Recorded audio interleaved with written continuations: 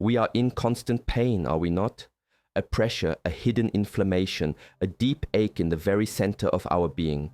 We look for a cure, for a special food, for a secret that will finally bring us relief. But what if the source of this pressure isn't where we are looking? Stay with this inquiry to the very end, for the discovery of what is true requires your total attention. Inner pressure. Let us inquire together into this question. It is a very serious question, is it not? We are told there is a fruit, a particular kind of nourishment that can heal a specific ailment of the body, a pressure in a man's physical system. And so we begin a search. We go to the market, we read books, we consult specialists. We are seeking a remedy, an external agent to bring about an internal change. This is the pattern of our lives. We feel a discomfort, a psychological or physical pain, and we immediately look outside of ourselves for something or someone to remove it. But have we ever stopped, completely stopped, and looked at the nature of the pressure itself? Not the label given to it by a doctor, but the actual sensation of it, the reality of it as it is. The body and the mind are not two separate things, though we have divided them. The anxiety in the mind affects the stomach, the anger affects the heart. This is a simple, observable fact. So when there is a pressure, an inflammation, a blockage in the physical organism, is it not possible, sirs, that this is the outer manifestation of a much deeper psychological pressure, a pressure that we have lived with for so long that we have come to accept it as normal? What is this pressure? It is the pressure of becoming. The constant, unending effort to be something other than what we are. The pressure to be more successful, more enlightened, more secure, more loved. It is the strain of perpetual comparison, of measuring ourselves against an ideal, against a memory, against another person. This constant striving, this battle to change what is into what should be, is a state of ceaseless conflict. And conflict is friction, is it not? It is a grinding, a wearing down, an inflammation of the entire psyche. We want peace, so we fight for it. We want to be free from fear, so we build walls of belief and dogma around ourselves. We want to be healthy, so we anxiously search for the perfect diet, the one magical fruit, creating yet more tension in the very search. We have fragmented ourselves into the one who is sick and the cure that is somewhere else, the one who is ignorant and the knowledge that must be acquired. This division, this fragmentation, is the source of all our misery. It is the fundamental pressure. So we must ask, is the problem really the prostate, or is the problem the me? The me that is always struggling, always wanting, always in a state of contradiction. The me who says, I am in pain, I must get rid of it. The me that is afraid of old age, of decay, of loneliness, of death. This me, this self, is a center of accumulated memories, experiences, hurts, and fears. It is a bundle of conditioning. And this center is constantly in friction with the world, with relationships, with reality itself. The body is merely the house in which this conflict rages, and so the house begins to break down. It develops leaks, cracks, and deep structural problems. And we, in our cleverness, focus only on patching the cracks, on finding a fruit to fix the leak, while the fire of conflict continues to burn down the entire structure from within. Is it possible then to look at this pressure without the me? To observe the sensation in the body, the feeling of anxiety, the fear, without the observer who says, I am afraid I must fix this? Can we simply look at the pressure, the inflammation as it is, without naming it, without judging it, without wanting it to disappear? This requires a different kind of energy altogether, a different quality of attention. It is not the attention of concentration, which is a form of resistance, but the attention of passive, choiceless awareness, where the mind is utterly silent and still.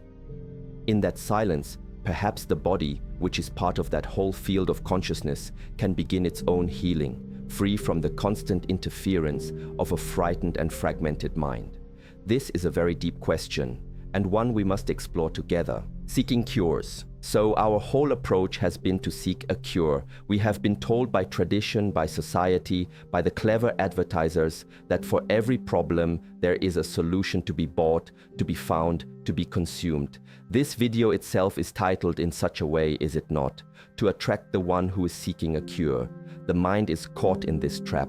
It hears of a powerful fruit, and immediately the machinery of thought is set in motion. Thought, which is the response of memory, of knowledge, of experience, begins to project. If I eat this fruit, I will be well. Where can I find it? How much should I take? This creates a path, a goal, and the entire energy of the mind is directed towards achieving that goal. But we never question the seeker himself. We never ask, who is this I that is seeking? The very act of seeking a result implies a division. There is the present state of discomfort and the future state of relief. And to get from here to there, we need time, we need effort, we need a method, a system, a fruit. This movement from the present to the future is the very essence of psychological time. And this psychological time is the breeding ground of fear and hope.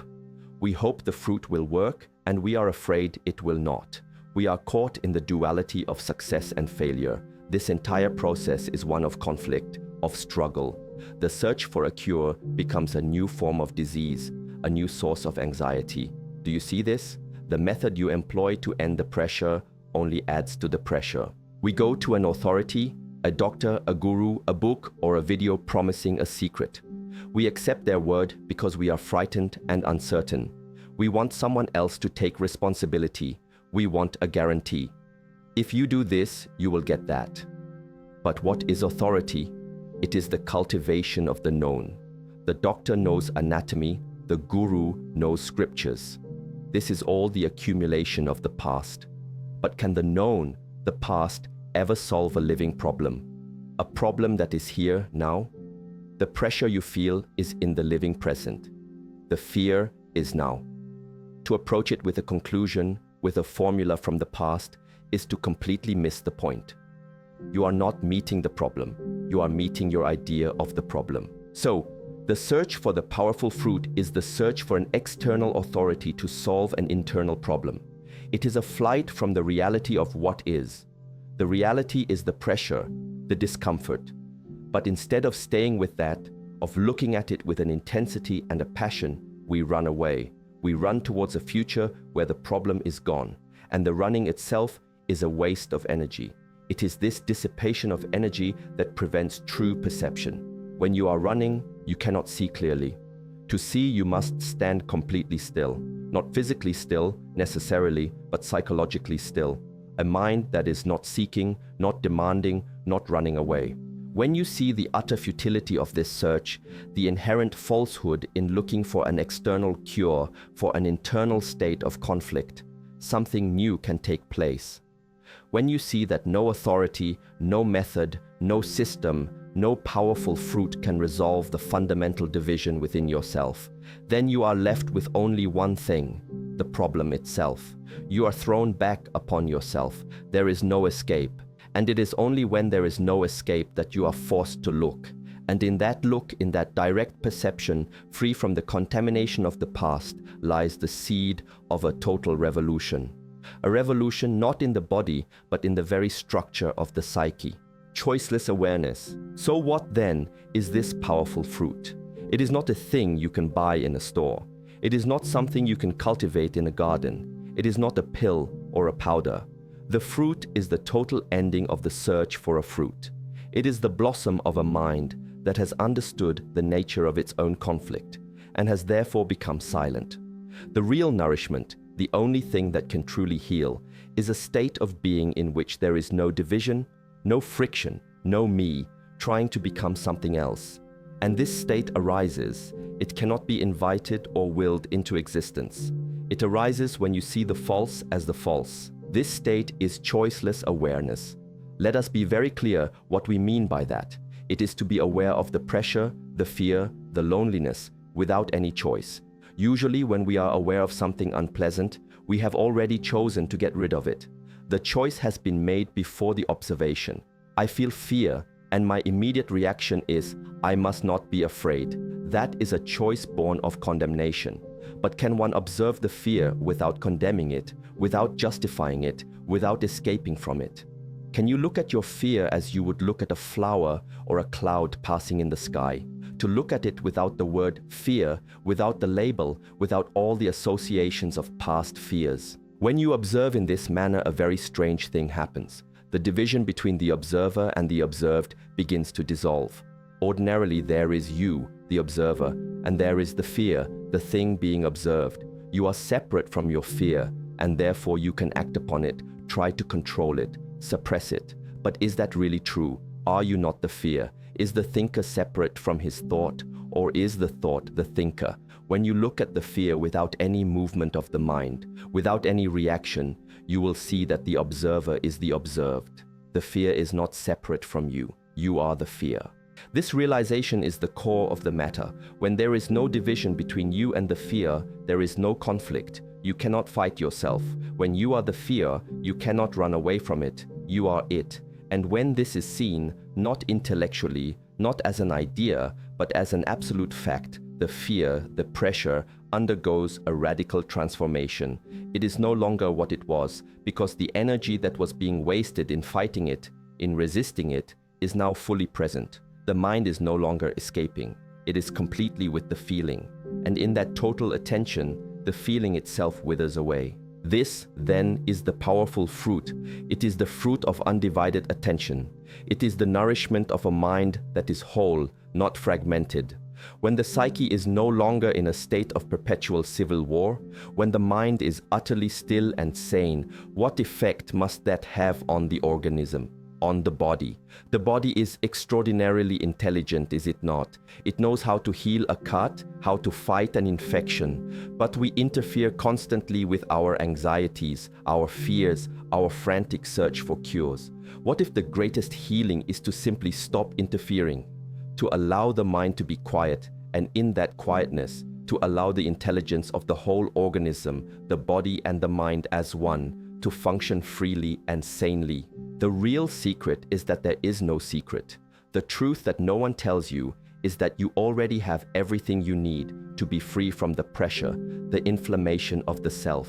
The cure is not in a fruit you eat, but in the quality of attention you bring to your own suffering. It is to see that the seeker is the source of his own sorrow, and in the complete seeing of that truth, the seeker comes to an end.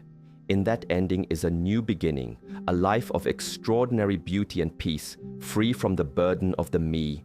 I clicked on this for a simple health tip about my prostate. I am leaving it questioning the very nature of my own consciousness. The powerful fruit wasn't a food at all. It was a state of mind.